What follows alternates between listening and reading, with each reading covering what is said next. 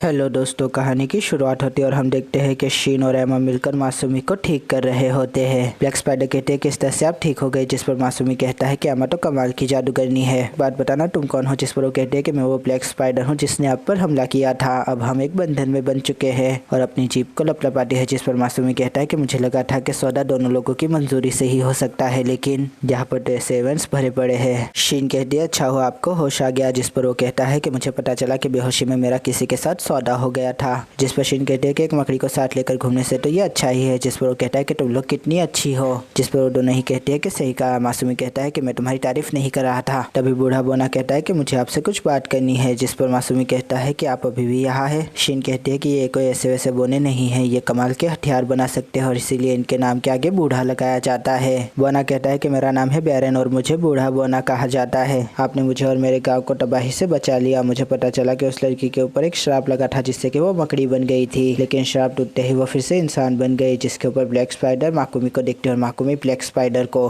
तभी शीन आंख मारती है और मन में सोचती है कि इससे चीजें और भी ज्यादा आसान हो गई। बूढ़ा बोना कहता है कि हमें यहाँ पर रहने की इजाजत मिल सकती है। जिस पर माकुमी कहता है कि हाँ बिल्कुल मिल सकती है। जिस पर वो कहता है कि इतनी जल्दी मान गए, लेकिन इससे पहले कि मासूमी की बात खत्म हो शीन उसे धक्का मार देती है और कहती है कि आपको हमारी मदद करनी होगी। शहर बसाने में हमें हथियार भी मुहैया कराने होंगे, कर भी देना होगा और हमारे सरताज को महाराज मारना होगा। जिस पर मासूमी सोचता है कि इसने सारी तैयारियां पहले से ही कर ली है। बूढ़ा बोना कहता है कि ये तो महान ड्रैगन के स्केल है, अब तो उन्हें मनाना और भी ज्यादा आसान हो जाएगा। जिस पर शीन कहती है कि हथियारों की बात बाद में कर लेंगे। मासूमी सोचता है कि ऐसा लग रहा है जैसे स्मगलिंग की बातें हो रही हो। आखिरकार हम देखते हैं कि मासूम मासूमी को इंसानी गाँव मिल जाता है। वो कहता है कि अब वहाँ जाकर भाईचारा बनाऊंगा, लेकिन तभी शीन कहती है कि वहाँ जाने से पहले हमारी बात सुने, चले वापस। जिस पर वो कहता है कि कोई काम है क्या। शीन कहती है कि हम चाहते हैं कि आप हमारा नाम रखें। जिस पर मासूमी कहता है कि अभी नाम रखना है। जिस पर वो कहती है कि हाँ, अगर आप नाम नहीं रखेंगे तो लोग हमें क्या बुलाएंगे। जिस पर मासूमी कहता है कि तुम्हारा नाम तो शीन पहले से ही है। जिस पर शीन कहते हैं कि नहीं, मैं चाहती हूँ कि आप मेरा नया नाम रखें। फिर मासूमी कहता है ठीक है, तुम्हारा नाम जोड़ो, इसका नाम स्पाइडर। जिस पर स्पाइडर उसे पकड़ लेती है और कहती है कि ये बकवास नाम है, मैं चाहती हूँ कि आप मेरे लिए प्यारा, भोला सा और न्यारा सा एक अच्छा नाम रखे। मासूमी और ब्लैक स्पाइडर की ये करीबी शीन को पसंद नहीं आती। वो उन्हें अलग कर देती है और कहती है कि मेरे सामने ये सब मत करो। तभी शीन उन दोनों को जुदा कर देती है और कहती है कि ये पहले मेरा नाम रखेंगे, वरना तुम्हें इनकी सेवा करने की इजाजत नहीं दूंगी। माकुमी कहता है कि किस सेवा की बात कर रही हो, रात भर तुम दोनों मेरी सेवा करोगी। जिसके ऊपर वो कहती है कि हाँ, लेकिन उससे पहले आपको हमारा नाम रखना होगा, पहले मेरा नाम रखिए। जिस पर मासूम माकुमी कहता है कि ठीक है, नाम रखना है, लेकिन वो बेचारा सोच ही नहीं पाता कि क्या नाम रखे। जिस पर टोमोई रोने लगती है और कहती है कि आपको नाम सोचना भी नहीं आता। वो कहता है कि रो मत, और उसका नाम टोमोई रखता है। जिस पर वो कहती है कि टोमोई। जिस पर वो कहता है कि हाँ, ये एक प्राचीन महिला समुराई का नाम है। जिस पर वो कहती है कि महिलाएं भी समुराई होती थी, मुझे ये नाम पसंद आया, टोमोई। जिसके ऊपर वो चमकने लगती है। तभी मासूम मासूमी कहता है कि ये तुम चमक क्यों रही हो। जिस पर वो कहती है कि इस नाम से मेरी ताकत बढ़ गई। वो पूछता है कि ऐसा कोई नाम है जिससे कि तुम्हारी ताकत सबसे ज्यादा बढ़ जाए। जिस पर वो कहती है कि हाँ बिल्कुल है। जिस पर वो कहता है कि ये बात मुझे पहले बतानी चाहिए थी ना। जिस पर वो कहती है कि कोई फर्क नहीं पड़ता, मुझे ये नाम बहुत पसंद है। तभी ब्लैक स्पाइडर उसे पीछे से कहती है कि अब आप मेरा नाम रखिए, पतिदेव। जिसके ऊपर वो कहता है कि पतिदेव, तुम मुझे पतिदेव नहीं बुला सकती, कुछ और बुलाओ, लेकिन पतिदेव हरगिज नहीं। जिस पर वो कहती है कि नाम रखे, और उसके गिरेबान को भी आ जाती है। तभी वो सोच में पड़ जाता है कि ये इससे पहले बस खाने के बारे में सोचती थी, अगर देखा जाए तो इसने शून्य से फिर से शुरुआत की है। फिर वो कहता है कि तुम्हारा नाम आज से होगा मियो। जिसके ऊपर वो कहती है मियो। जिस पर वो कहता है कि हाँ, यह नाम मेरी भाषा में शून्य और मेरे पसंदीदा तत्व जल को मिलाकर बनाया गया है। जिस पर वो कहती है कि अरे वाह, मेरे नाम में शून्य हर्ट और मेरे सरताज का मन पसंदीदा तत्व भी, इसका मतलब कि मैं आपकी हुई। जिस पर वो सोचता है कि यह बात तो मैंने नहीं कही थी। हम देखते हैं कि कंट्री ओपनिंग का जश्न रखा जाता है और सभी लोग वहाँ पर उपस्थित होते हैं। मासूम मासूमी सोचता है कि यहाँ पर तो अलग अलग प्रजाति के लोग हैं। जिसके ऊपर शीन कहती है कि रहीवासी, आज से आप मुझे टोमोई बुलाएंगे। और ब्लैक स्पाइडर कहती है आज से मेरा नाम मियो होगा और हमारे सरताज का नाम होगा जहांपना महाराज या फिर नवाब साहब, हम फैसला आप पे छोड़ते हैं। तभी हम देखते हैं कि नवाब साहब को सबसे ज्यादा बू मिलती है और वही नाम हमारे मासूम मासूमी को दे दिया जाता है। जिस पर वो कहता है कि मुझे ये नाम क्यों दिया,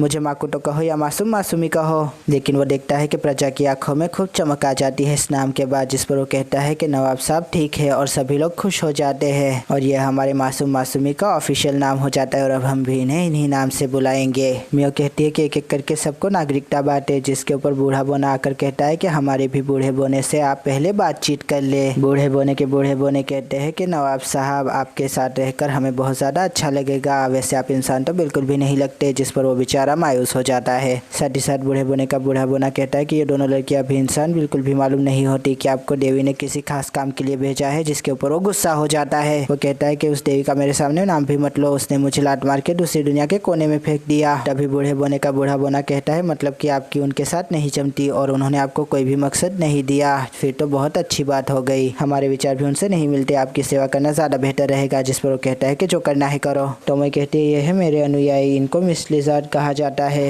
ये बहुत ज्यादा मजबूत और ताकतवर होते हैं, इनकी हरी और पीली धारियां इनको और भी ज्यादा निखार देती है। जिसके ऊपर वो कहता है कि तुम्हारे अनुयायी है। तभी मियो कहती है कि अब मेरी बारी, ये सब मेरे लोग हैं और इन्हें हल्के कहा जाता है। अब तक ये खाने के अलावा कुछ भी नहीं सोच पा रहे थे, लेकिन जैसे ही आपके साथ जुड़े इनको होश आ गया। नवाब साहब कहते हैं कि मुझसे जुड़ने का क्या मतलब है तुम्हारा। तभी वो कहती है कि इसका मतलब यह है कि इन्होंने आपका खून पिया और इनको होश आ गया। जिस पर वो कहता है कि अच्छा ये बात थी। तभी वो कहते हैं कि मैं आपको डेमो दिखा देती हूँ। उसके सीने में चीरा लगा देती है। वो कहता है कि ये तुमने क्या किया। तभी वो खुश होने लगती है और देखते देखते खुद को ठीक भी कर देती है। नवाब साहब सोचते हैं कि ये भी खुद को ठीक कर सकती है। फिर वो कहते हैं कि मेरी बात सुनो, तुम्हें अपने आप को नवाब साहब को समर्पित करना होगा पूरे तरीके से। अगर किसी ने नहीं किया तो फिर मैं उसे खा जाऊंगी। तभी कल के नवाब साहब के सामने आ जाती है। वो कहती है कि हमें हल्के और हमें आपसे मिलकर खुशी हुई। मिया कहती है कि तुम बहुत बोलना भूल गई, क्या मैं तुम्हें खा जाऊँ इस बात पर। जिस पर हमारे नवाब साहब कहते हैं हरगिज नहीं। आखिरकार नवाब साहब आखिरी खुतबा देते हैं और कहते हैं कि टॉमी और मियो मैंने सारी जिम्मेदारियां तुम्हारे ऊपर डाल दी है, इनको अच्छे से रखना। हाँ, फिर वो वहाँ से जाने लगता है। लेकिन तभी टॉमी कहते हैं कि आप कहाँ जा रहे हैं नवाब साहब। जिस पर वो कहता है कि अब मैं किसी इंसान से मिलना चाहता हूँ, इंसान को देखना चाहता हूँ। हम देखते हैं कि इंसानी गाँव जिस तरह से पास आता जाता है नवाब साहब भी उतने ही खुश होते जाते हैं। लेकिन तभी उन्हें बीच में एक हीरोइन मिल जाती है। वो उसे हाय कहते हैं, लेकिन वो उसे विलन समझ कर वहाँ से भाग जाती है। नवाब साहब सोचते हैं कि एक खूबसूरत लड़की मुझे देखकर भाग गई, क्या मैं इतना बुरा हूँ। जरूर पीछे कुछ, लेकिन पीछे कुछ भी नहीं होता। नवाब साहब यही सोचे होते हैं कि आखिर वो लड़की उन्हें देखकर क्यों भागी। लेकिन तभी वो इंसानी गांव के पास पहुंच जाते हैं। वो कहता है हाय। लेकिन हम देखते हैं गांव वाले तलवार, कोयटा, कुल्हाड़ी, चाकू और तीर कमान लेकर उसका इस्तकबाल करने के लिए वहीं पर खड़े हुए होते हैं। वो कहता है कि आप सब कैसे हैं। लेकिन तभी गाँव वाले कहते हैं कि आखिर ये क्या बात कर रहा है, कुछ भी समझ नहीं आ रहा, मारो इसे। और तभी सब लोग तीर और भाले चलाने लगते हैं। हमारे नवाब साहब अपनी जान बचा के वहाँ से भागते और सोचते हैं कि आखिर ये सब क्यों हो रहा है, इन्हें मेरी भाषा समझ में क्यों नहीं आ रही। फिर वो सोचता है कि हाँ, देवी ने उसे श्राप दिया था या यूं कहे वरदान दिया था कि वो वही भाषाएं बोल सकता है जो कि इंसानी नहीं है। तभी वो कहता है कि तू देवी नहीं चुड़ैल है। और उसके बाद हम देखते हैं कि अम्मा उसके पास आती है और कहती है कि मुझे पता चला कि इंसानी गाँव ने आपको भगा दिया। नवाब साहब कहते हैं कि अम्मा तुम बहुत ज्यादा होशियार हो, तुम तो दूसरी प्रजातियों की भाषाएं भी जानती हो, जबकि मैं तो इंसानों की भाषा भी नहीं बोल पाता। जिस पर वो कहती है कि आप कॉमन की बात कर रहे हैं क्या, ये भाषा तो हर कोई बोलना जानता है। जिस पर टॉमी और मियो कहती है कि हम भी ये बोल सकती है। जिस पर वो बेचारा और भी ज्यादा दुखी हो जाता है। जिस पर वो कहता है कि सिर्फ भाषा एक वजह नहीं हो सकती, मुझ पर हमला करने की शायद कुछ और वजूहत भी रही होगी, क्या मैं जैसा दिखता हूँ उसकी वजह से। जिस पर टॉमी हंसने लगती है और कहती है कि आप तो एकदम। लेकिन नवाब साहब उसको एक बजाते हैं और कहते हैं कि बकवास बंद करो अपनी। जिस पर टॉमी कहते हैं कि आप दिखते जरूर अजीब है, लेकिन ये वजह नहीं है, असली वजह है आपकी शक्ति। नवाब साहब कहते हैं कि शक्ति। जिस पर टॉमी कहती है कि शक्ति से आसपास की चीजों पे फर्क पड़ता है। जिस पर वो पूछता है कि मैं कैसा लग रहा था उन्हें। जिस पर टॉमी कहते हैं कि बिल्कुल वैसे जैसे अचानक से बहुत सारे शैतानी राजा उनके सामने आ गए हो। जिस पर वो कहता है कि ऐसा नहीं हो सकता। एमा कहती है कोई बात नहीं, खुद पे नियंत्रण करके शक्ति को काबू में किया जा सकता है। जिस पर वो नियंत्रण करने लगता है। और तभी मियो कहती है कि अरे वाह, एक शैतानी राजा कम हो गया। जिस पर वो कहता है कि ये काफी नहीं है, ऐसे तो नहीं चलेगा। जिस पर टॉमी कहती है कि आपने इंसानी गाँव जाने का फैसला कर दिया। जिसके ऊपर वो कहता है कि हरगिज नहीं, मैं वहाँ पर जाकर रहूंगा।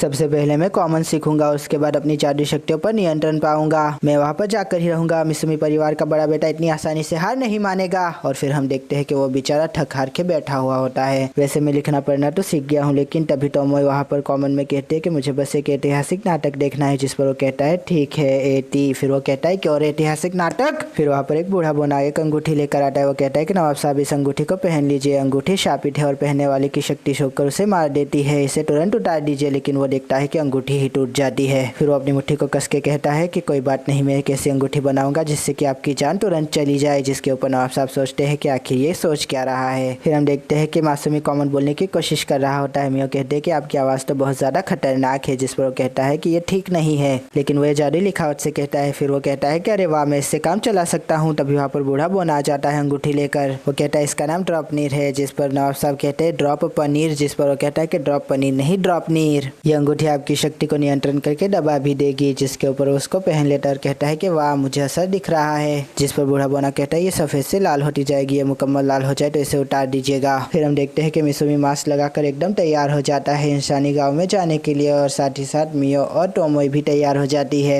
नवाब साहब कहते हैं कि मैं जानता हूँ कि मैं अजीब लग रहा हूँ, लेकिन तुम दोनों ने ये क्या पहन के रखा है। जिस पर टॉमी कहती है कि ये एक समुराई का लिबास है, मैं जैसी चाहती थी वैसी कटाना नहीं बना पाए बोने, लेकिन मेरे पास में टन है। तभी मियो कहते हैं कि हम बाहर जा रहे थे तो मैंने नए कपड़े पहन लिए, क्या ये ठीक नहीं लग रहे? जिस पर हमारा प्यारा सा नवाब साहब कहता है कि नहीं ये ठीक लग रहे हैं, जिस पर वो पागल हो जाती है और कहते हैं कि अब से मैं यही पहनूंगी। हम देखते हैं कि फल बेचने वाले व्यापारी का रूप धारण कर वो तीनों ही इंसानी गाँव में घुस जाते हैं। नवाब साहब वहाँ के लोगों की खूबसूरती देखकर कहते हैं कि यहाँ पर हर कोई कितना खूबसूरत है, जिस पर टोमो और मियो कहते हैं कि हमें तो वो ठीक ही लग रहे हैं आम से, जिस पर नवाब साहब फिर से दुखी हो जाते हैं और कहते हैं कि ये आम है तो मैं क्या हूँ, जिस पर टोमो कहते हैं कि वहाँ देखिए वो एक एडवेंचर गिल्ड है। रिसेप्शनिस्ट कहते हैं कि आपका ज़ेंजिया एडवेंचर गिल्ड में स्वागत है, लेकिन हम देखते हैं कि नवाब साहब की नज़र कहीं और ही होती है। वो ये देखकर बहुत ज़्यादा नाराज़ हो जाती है। फिर वो कहते हैं कि आपके कपड़े बड़े अजीब है, जिस पर वो कहता है कि तुम तो बख्श दो मुझे। टोमो और मियो से नवाब साहब की बेइज्जती बर्दाश्त नहीं होती। मियो कहते हैं कि ये एक बड़ी कंपनी के मालिक है, एक रईस के बेटे, लेकिन इन्हें एक श्राप लग गया था। फिर टोमो कहती है कि इसी की वजह से इन्हें ये मुखौटा पहनना पड़ता है और ये आपकी भाषा भी नहीं बोल पाते। तभी नवाब साहब पूछते हैं कि इस गिल्ड में काम कैसे होता है, जिस पर रिसेप्शनिस्ट कहती है कि यहाँ पर आपको पहले अपने आप को दर्ज करवाना होगा। यहाँ पर ई रैंक से एस रैंक तक के ओहदे हैं। अगर कम इंश्योरेंस के साथ आप क्लाइंट के बड़े काम करेंगे तो आपका ओहदा एक बढ़ जाता है और इस तरह से आप ऊपर जा सकते हैं। नवाब साहब सोचते हैं इसका मतलब जितना ज़्यादा रिस्क उतना ज़्यादा फायदा। इसके अलावा क्लाइंट आपको स्पेशल जॉब भी दे सकते हैं जिसके बदले में आपको मुआवजा मिलेगा, लेकिन आपका ओहदा नहीं बढ़ेगा इससे। तथा आप एक ट्रेडिंग कंपनी के मालिक है तो आपको मर्चेंट्स गिल्ड के अंदर ही रजिस्ट्रेशन करवाना होगा, यही नियम है। जिस पर नवाब साहब सोचते हैं कि यहाँ पर एक मर्चेंट्स गिल्ड भी है। नवाब साहब कहते हैं कि असल में मैंने अपना कार्ड खो दिया, जिसके ऊपर रिसेप्शनिस्ट कहते हैं कि यहाँ पर आपका एक और बार कार्ड बन सकता है। इसके लिए आपको शीगे शहर जाना होगा, जिसके ऊपर वो सोचता है शीगे शहर और ज़ेंजुया का सबसे ज्यादा खतरनाक ऊंचे ओहदे वाला एडवेंचरिस्ट है मिलसेस, लेवल 444 रैंक एसएस। तभी वो लोग मियो और टोमोई के लेवल को नापते हैं और वो देखते हैं कि सारे स्क्रॉल ने जवाब दे दिया होता है। ये देखकर वहाँ की भीड़ में तहलका मच जाता है। वो कहते हैं कि ये सब 400 से ज्यादा के हैं। तभी वो 1600 लेवल का एक स्क्रॉल लाकर देती है उन्हें, जिसके बाद टोमोई उसको थाम लेती है और वो देखते हैं कि उसका लेवल होता है 1320, जिसके ऊपर वो सब पागल हो जाते हैं और कहते हैं कि इतना लेवल। तभी रिसेप्शनिस्ट मियो का स्क्रॉल देखते हैं और कहते हैं कि आपका लेवल है 1500। ये सुनकर सब लोग पागल ही हो जाते हैं। तो मैं कहते हैं कि ये कैसे हो सकता है, इसका लेवल मुझसे ज्यादा कैसे हो सकता है, जिस पर मियो कहते हैं कि मुझे कोई फर्क नहीं पड़ता कि किसका लेवल ज्यादा है। तो मैं कहते हैं कि मुझे बिल्कुल भी पसंद नहीं आया, लेकिन मेरे बाद सबसे ऊंचे लेवल पर यहाँ पर और कौन है, जिसके ऊपर वो कहते हैं कि यहाँ पर है सोफिया बुल्गा। उसका लेवल है 920 और उसकी रैंक एसएस है। उसकी खासियत है ड्रैगन शिकार करना, जिसके ऊपर टोमो कहती है अच्छा तो किस तरह के ड्रैगन्स को मारती थी, जिस पर रिसेप्शनिस्ट कहती है कि उसने जो आखिरी बार मारा था उसका नाम लेंसर था, उसने शहर में आतंक मचा के रखा था, जिस पर टोमो कहती है तो वो लेंसर था। फिर तो उसके साथ सही हुआ, उसके लोगों की बातों में टांग अड़ाने की बुरी आदत थी। तभी रिसेप्शनिस्ट आकर कहते हैं कि हमारे पास बस यही स्क्रॉल बचा है, जिस पर वो कहता है कि मेरा लेवल भी नापोगी, और फिर वो कहता है कि क्या है लेवल मेरा, अब तक तो बढ़ चुका होगा। रिसेप्शनिस्ट कहती है कि आपका लेवल ए है ई रैंक, जिसके ऊपर सब लोग कहते हैं कि ये तो बच्चा है, जिस पर वो बेचारा सोचता है कि मेरे साथ ही ऐसा क्यों होता है। तभी वहाँ पर खड़ा एक एडवेंचरिस्ट कहता है कि इन लोगों ने हद कर दी है। वो लोग एक होटल में रुक के चेकिंग करने जाते हैं। तभी रिसेप्शनिस्ट कहता है कि यहाँ पर एक दिन और रात के 3-3 सिक्के होंगे, वो भी सोने के। तभी नवाब साहब सोचते हैं कि एक तांबे का सिक्का मतलब 100 येन, चांदी का सिक्का मतलब 1000 येन और सोने का सिक्का मतलब 1 लाख येन। तभी टोमो कहते हैं कि दूसरे तो हमें 2 सोने के सिक्कों में रुकने की इजाजत दे रहे हैं, जिस पर वो कहता है हमारे यहाँ की सुविधा सबसे बेस्ट है। तभी टोमो उसे अपना एडवेंचर गिल्ड का कार्ड दिखाते हुए कहती है अगर यहाँ की सुविधा ठीक नहीं हुई तो तुम्हारे साथ ठीक नहीं होगा, और फिर वो वहाँ के फर्श को तोड़ देती है और कहती है कि लगता है कि यहाँ की टेबल और फर्श ठीक नहीं है, जिस पर वो बेचारा घुटनों पे आ जाता है और कहता है कि हर रात के 2 सिक्के, मुझे और ज्यादा नहीं चाहिए, आप जहाँ चाहे जैसे चाहे रह सकते हैं। तो मैं कहते हैं कि यहाँ की हर चीज बड़ी महंगी है, जिस पर नवाब साहब कहते हैं कि हाँ पानी की एक छोटी सी बोतल के लिए भी हमें तांबे के कई सारे सिक्के देने पड़े। फिर तो मैं खुश होकर कहते हैं कि यहाँ पर जरूर कुछ दाल में काला है, जिस पर वो कहता है कि तुम इतनी खुश क्यों हो रही हो। तभी वो कहती है कि मुश्किल सफरों के अंदर इस तरह के पोल पट्टे बाहर निकाल कर ही तो एक हीरो बनता है, जिस पर वो कहता है कि ऐतिहासिक नाटक का असर हो गया है तुम पर। वो मियो से कहता है कि चलो मियो खाना खाने जाते हैं, जिस पर मियो कहती है खाना खाएंगे। फिर वो टोमो से कहता है कि टोमो तुम यहीं पर रहकर निगरानी दोगी हमारे सामान की, जिस पर वो कहती है कि ये क्या, मैं तो खाना खाना चाहती थी, हमारा कोई पीछा कर रहा है। जिस पर टोमो कहते हैं कि आपने भी ये नोटिस किया, व्यापारी आसान हदफ होते हैं इसलिए वो हमारे सामान के पीछे है, जिसके ऊपर टोमो कहते हैं लेकिन मुझे खाना खाना है, जिस पर वो कहता है कि सामान की रक्षा करना सामुराई का फर्ज होता है। फिर वो कहते हैं मेरे खाने का क्या। नवाब साहब कहते हैं आज रात कुछ नहीं, जिस पर वो कहते हैं आप इतने जालिम कैसे हो सकते हैं। हम देखते हैं कि टोमो मालगाड़ी की हिफाजत कर रही होती है। वो कहती है कि नवाब साहब मेरे साथ जुल्म कैसे कर सकते हैं, मैं भी तो उन्हीं की एक सेवक। लेकिन तभी वो देखती है कि हर तरफ चोर चक्के आ चुके होते हैं। वो कहती है कि अब वक्त आ चुका है और अपनी कटाना को निकालने लगती है। दूसरी तरफ हम देखते हैं कि मियो नवाब साहब के कंधे पे सरक के खाना खाने जा रही होती है। वो बहुत खुश होती है और कहती है कि आज मैं नवाब साहब के साथ बैठकर खाना खाऊंगी। लेकिन पीछे से एक लड़की उन्हें आवाज लगाती है, जिस पर नवाब साहब कहते हैं एक लड़की,